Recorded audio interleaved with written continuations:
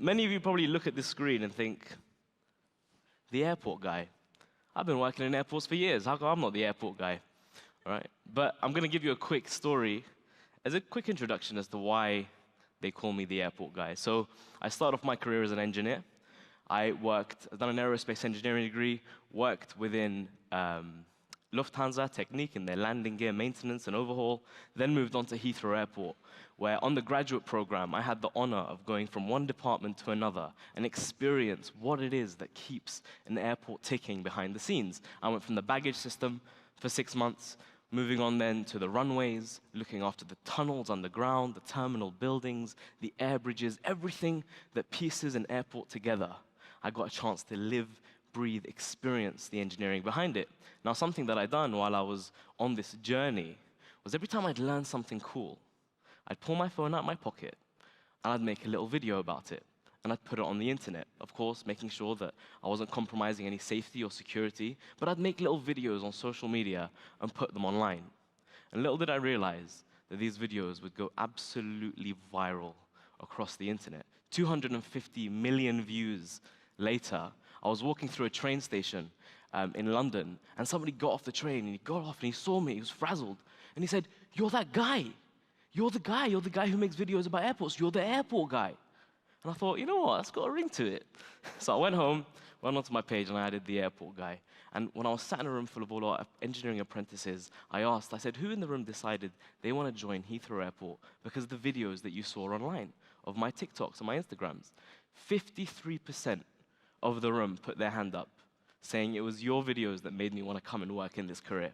So the government for the UK picked on that and said, you know what, can you become an aviation ambassador to represent the Department for Transport in the UK and actually attract that next generation of talent into the industry? And that's what I do full time. So that's how I became the airport guy, in case anybody was wondering. What I'm here to talk to you about today, there's 3 main things that I really wanted to touch you upon. Of course, I want to bring to life what it's like to be on the ground, but I also wanted to share a few different perspectives. They come in 3 main things. Number 1, we live in an age where there's an informational overload, and I wanted to touch upon what that means to people who work in every position, but everyone across the board. What is an information overload and how we can navigate it?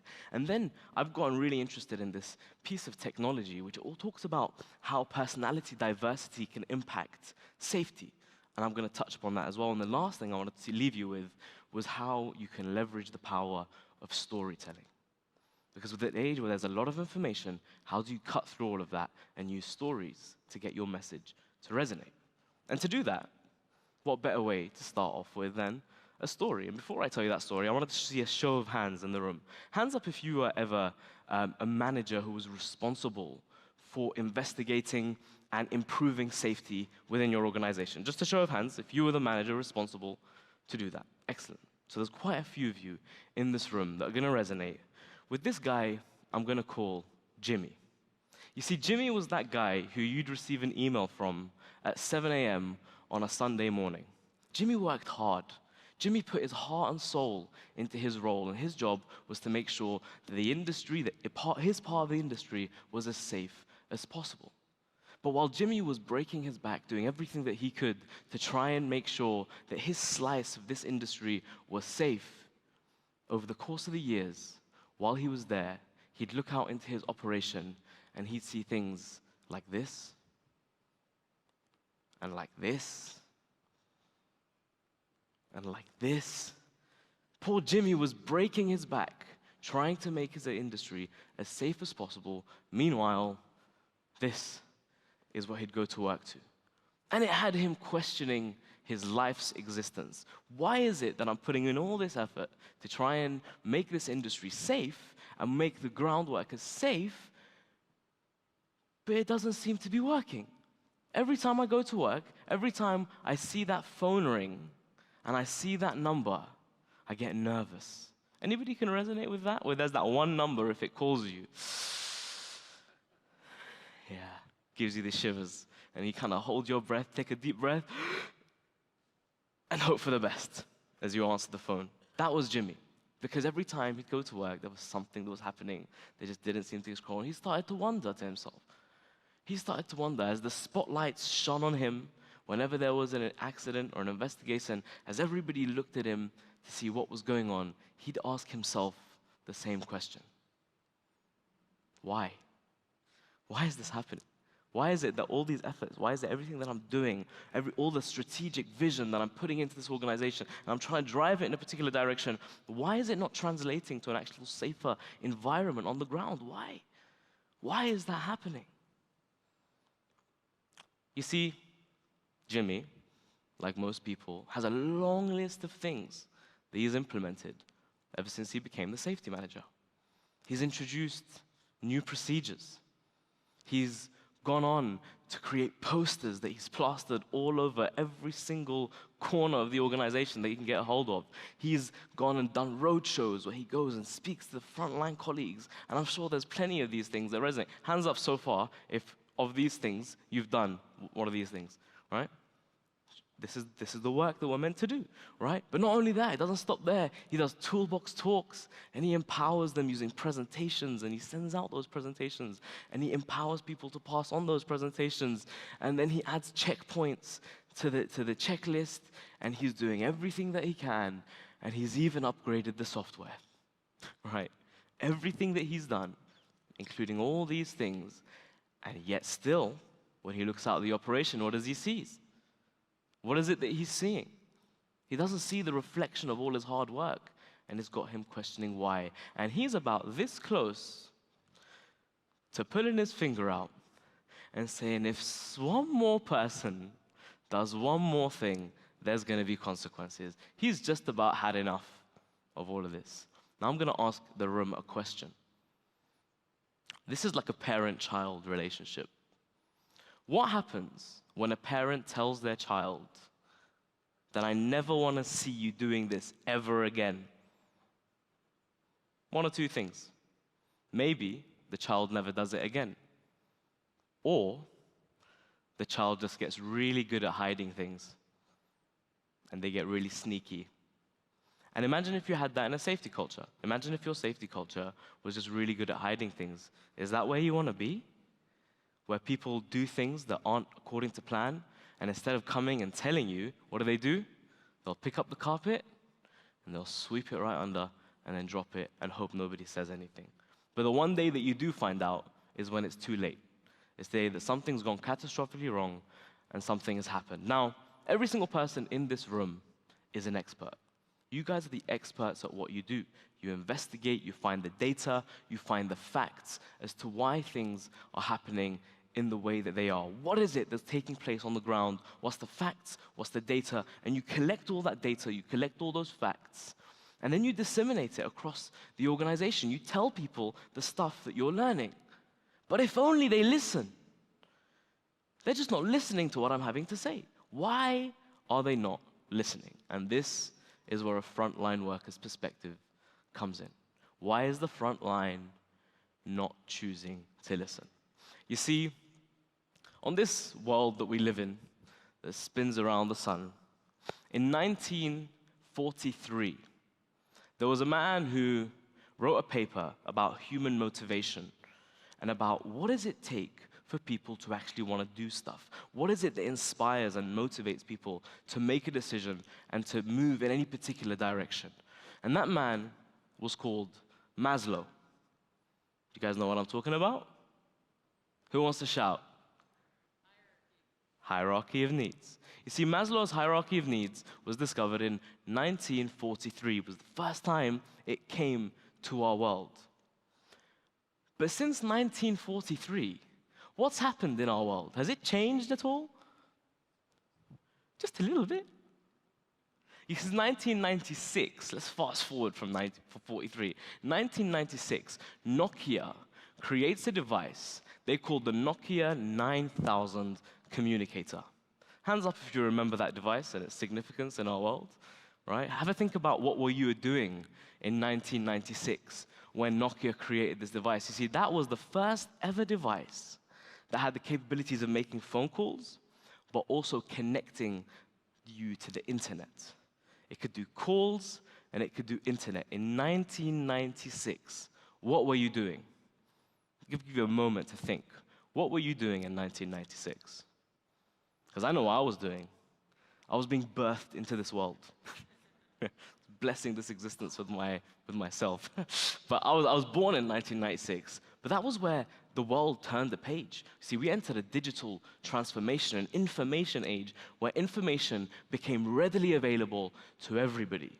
And the Maslow's hierarchy of needs, in my opinion, needs to change. Because this is what the hierarchy of needs is now. I saw a woman frantically running around with a charger, trying to find a plug socket just to plug her phone in, right? Just to try, she was 8%. It was a dire situation. She managed to get herself plugged in. But this is what I'd call Mo's hierarchy of needs, anyway, right? I need battery and I need Wi-Fi to survive. Hands up if you're the same, because I can't be the only one in this room, yeah? Battery and Wi-Fi. But what this has done in our information age is it means that information is everywhere. And we are absolutely bombarded with information, left, right, and center. So our brains haven't evolved much since 1943 and beyond, yet the amount of information that we get given has completely transformed. The amount of information that we have access to has transformed. But if our brain can't take it, what do we start to do? We start to say no to this, and no to this, and block, block, block. And we start to get very selective about what information we allow into our life. I'll say, yep, I'll take a bit of this, and I'll take a bit of that. And think of that what you want. Our brain can't simply handle the amount of information that's out there. Now, in a world where a safety manager is trying to get their information to a person, and we have the ability to block out more information than we let through, can you see where this is going? When you're trying to get a message to the world? Because we live in a world now where at the tip of our fingertips, we get to design what information we see. There are algorithms that know me and you better than you know yourself, and it'll show you a video that will have you laughing till the morning, right? That's like, the amount of information there is these days. We get to decide what information we allow into our worlds and what information we don't allow into our worlds, and we get to be selective. And because we get to be selective, now we have skin in the game. We have skin in the game about what information we get to experience and live by. And you can tell me something. It doesn't mean I have to listen. Because I live in a world which is so personalized to me, I get to choose what information I keep in and keep out. And this is the amazing algorithms that we have at the tip of our fingers that allow us to experience the world. But how do you cut through all of this? You're a safety manager who's on a mission to try and cut through all of this information. How do you get to the frontline workers and actually get them to resonate with the thing that you're trying to say? There's a three-step process, in my humble opinion. And this is only one way of looking at it. There's plenty more ways. But I think there's three things that could really, really help you get a message to cut through. In order to be able to tell you these things, I'm going to have to tell you a story. There was an organization in the UK that went on a cultural transformation of their safety. And that cultural transformation took the organization and gave them a completely new mindset on every single individual that works within the organization, right? And once upon a time, after they began this transformation, they specialized in buses that travel around the airport and take people from A to B. And this particular individual who is sat driving the bus, let's just call him Ali. Ali was one of the hardest workers you'll find.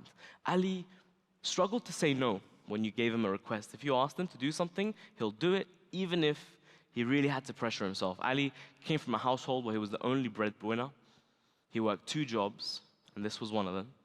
And one day he'd come into work, and I'll be honest, he was tired.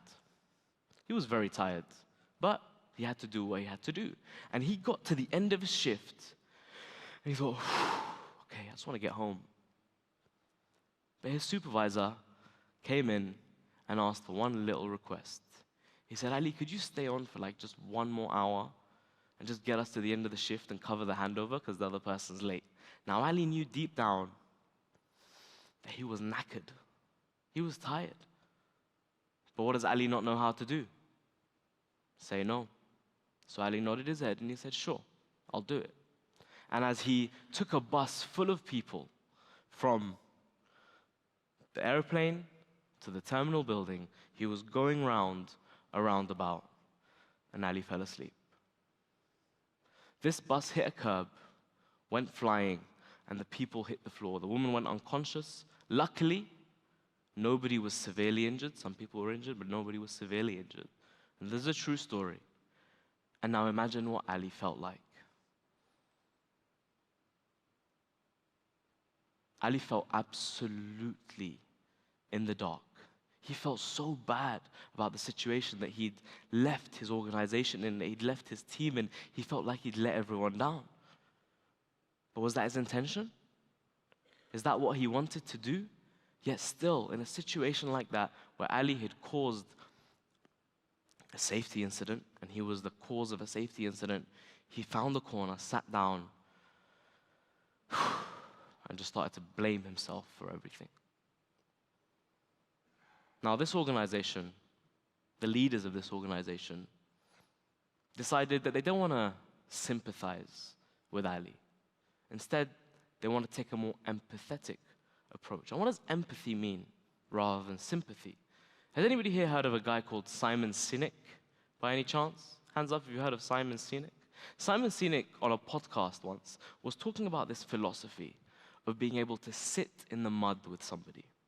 What does it mean to sit in the mud with somebody? It means that when somebody's going through hardship, when somebody is going through a tough time, rather than swooping in and act like you can just solve all their problems and give them solutions to their problems, you just take a seat next to them. And you just let them be. Let them be where they are, and let them know that you're there to support them. Just let them know that you're there for them. No matter what, that you're here. And you can help. If they want that help, you're there for them. And what that organization done is, while they're on that journey, they sat Ali down and they said, look, Ali, we know how you feel, and we want to help you. We actually want to help you, not just trying to understand why that incident happened, but we want to help you understand yourself in this process. You see, they got him to do something that was a personality diversity indicator that got him to understand who he was. Is anybody familiar with like a personality indicator where you can be like a yellow red or a green blue, and these sort of code words mean something? It means that either you're really detail orientated, or you send emails just in the subject with no writing because you just want to get stuff done, or you're really empathetic, or you love to tell a story, or you're this or you're that. It helps you understand the type of person who you are. And when they gave Ali this indicator, guess what they discovered? They discovered that his personality style is the type of person who struggles to say no to things, really wants to help others, and he likes to get stuff done. So imagine Ali in this situation where he got asked to stay on an extra bit. His personality was like, you know what, I'll just get it done. I don't want to say no, so I'll just do it. But they helped him understand that about himself. This light bulb emerged in his brain. It was like, whoa, this is who I am. And what they got him is they took Ali and they said, look, Ali, we want to roll out this training across the organization, and we want you to tell your story. Show the people in the organization that this is how we treated you in your time of hardship, and actually let that message propagate. They allowed Ali to stand in front of the trainings of all the organization's safety teams, and all the people in the organization, whenever they were on a safety training, Ali would pop up and he'd tell his story about one day he was driving a bus and fell asleep, and how the organization reacted to that. You see, that story was a catalyst that became to completely transform the way that the people in the organization viewed their leadership. The story was so powerful to bring home a message that they cared and that they had empathy, that it spread like wildfire. And it's not the first time stories spread like wildfire. Where did we come from? Ever since the cave eras, people were putting stories on the side of walls. Think my culture. I'm ethnically Iraqi, and I'll never forget when my dad would sit me down by my bedside as I was going to sleep and read me stories from our culture and our heritage about who we are. And it was so intrinsic to forming me into who I am. But you see, when you want to create a very powerful story, there is a process to follow. And the process looks something like this. And this is the bits that I would love for you to think about how you can take this home and apply it. When you're creating a story, A story can't just be all sunshine and rainbows. Stories have to have a bit where things get really hard and people get uplifted from that hardship. I'm going to give you some examples. The Lion King. Mufasa was trampled on. Simba watched all of this happen. He ran away, but he came back. He started off on a journey where he was told all the land is theirs. He went through some hardship. He went right to the bottom of that barrel, and he built up from there. It's the reason these stories are so iconic. It's because there's hardship. And the reason why that's so powerful is because every single one of us goes through that. Every single one of us knows how hard it is sometimes. And it's our stories that resonate with those stories and make us feel something. What's the quote? The quote says, people don't remember what you told them, they remember how you made them feel. So how are you making your frontline workers feel about your organization? And it's the stories that can capture that.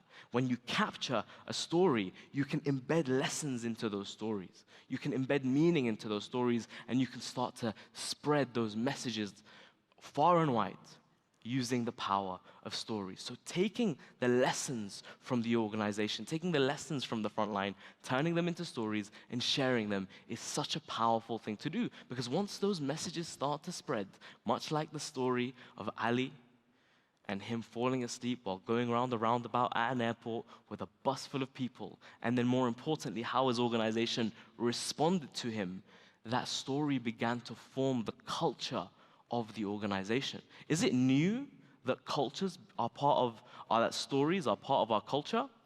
It's nothing new. Every culture in this world, whether it's the ancient tribes of America, whether it's the Aborigines or in Africa, it's the stories that form culture. So if you want to form your culture and your safety culture in your organization, how much are you investing in your stories? Because that's what people will remember. There's a book called The Tipping Point. Anyone heard of The Tipping Point or Malcolm Gladwell in general? Absolute mastermind of his time. Malcolm Gladwell talks about this idea of the tipping point. It's how the little things make a big difference. It's how we spread messages in our world. And he talks about this thing called the stickiness factor. When he talks about the stickiness factor, what he's saying is, how is it to get an idea to stick in somebody's mind? And storytelling is one of the key elements that increases the stickiness of an idea. Once you get an idea and a story that's really, really sticky, and then you compile the people that can propagate that message. I'm going to give you a little taster of what he talks about. He talks about the 3 people that you really, really need to get. He calls it the law of the few. He says the few people that you need to get a message to really spread are the connectors. Those are the people who just know everyone. LinkedIn on legs. We all know a LinkedIn on legs, right? Find yourself a LinkedIn on legs.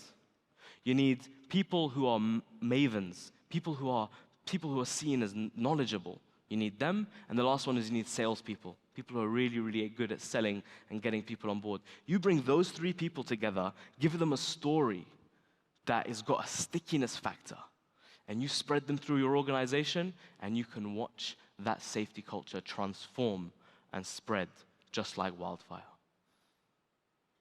And once that story starts to spread, you've entered an upward spiral that carries the culture through, and it takes these stories from the ground and how the organization reacted to those individuals to begin to create the culture and create that spiral upwards. You see, I'm an engineer, so I had to put a gear in there somewhere, right? This is a quick little perspective on how the workforce language and behaviors are impacted with leader knowledge. The knowledge of our leaders is great, and their behavior is great, but they're completely disconnected to the workforce and the language of our workforce unless we get 2 things right. Unless we get engagement and unless we get feedback. Unless we get these 2 things right, you can spin as fast as you want with your leadership language and behaviors, but unless you can connect it using engaging stories and an ear that's willing to listen with feedback, it will never bring you the desired outcome. This is where the focus has to be, and the most important part that I wanted to bring to life is how you can improve that engagement and the feedback. And that is where you can begin to look at the culture, the values, and the norms of the organization and create a safe and efficient and reliable operation. There's a quote about changing perspectives. I hope in this presentation I was able to change your perspective, and that's me. Thank you very much.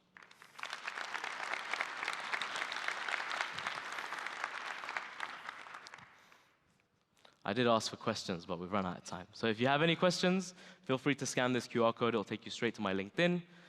More than happy to answer any questions there. But yeah, thank you so much. Terrific. Thank you. Excellent. Thank you, Mo. Thank Really you. nice. Big round of applause, please, for the airport guy.